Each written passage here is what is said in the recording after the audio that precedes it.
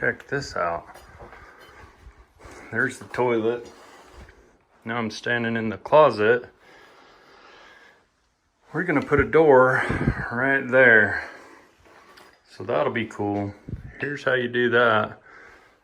We've got the tile on the bottom here to work with, and then this tile edge here. It's about a 5/16 gap, but totally doable. We've measured the height. We have to cut 3/4 of an inch off of the door we bought. So here's these. That again. So we're just gonna cut, what was it, 3/4 off? Yep, 3/4 off the legs and the door. So it'll look just like this when we're done, but shorter. Yeah, like me. Ha! The door out of the frame, and then we're gonna go check that wall for plumb and level and all that, and then throw these things at the saws. That'd be a 3/16. That's measuring the height, 81, what was it, 81 3/4? 80 3/4. We're gonna cut those down. There's Marley. He's gonna go fertilize the cara tree. So we've shortened the door frame, and Dad's marking for the tile. We don't want to redo all the tile, so we're just gonna bring this around the tile and use caulk to seal it all up.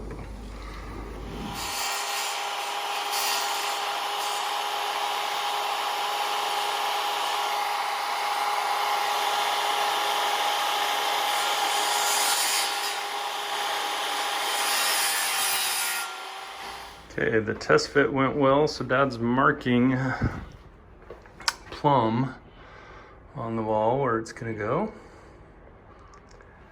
Then we're gonna screw it to the wall. And that's the fun part. That's where it takes all the brains.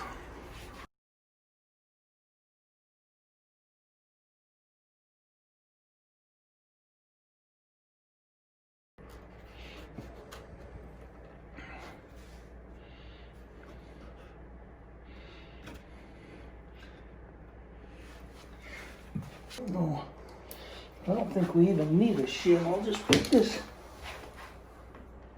right there.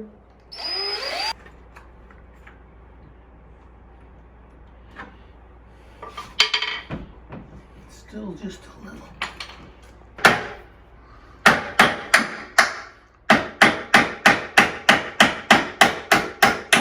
Do you know how long it's been since I've done this? A couple years.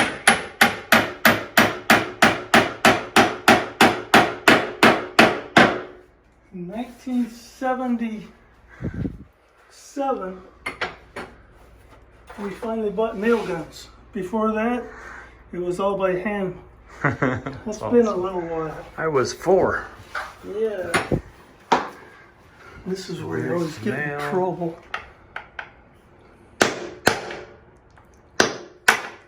Of course, I'm right in the way. Perfect. So this is the factory staple hole. Here's what Dad just did. Perfect.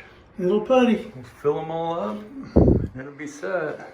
How are we with screws? We Then still need to set that one. We'll use the...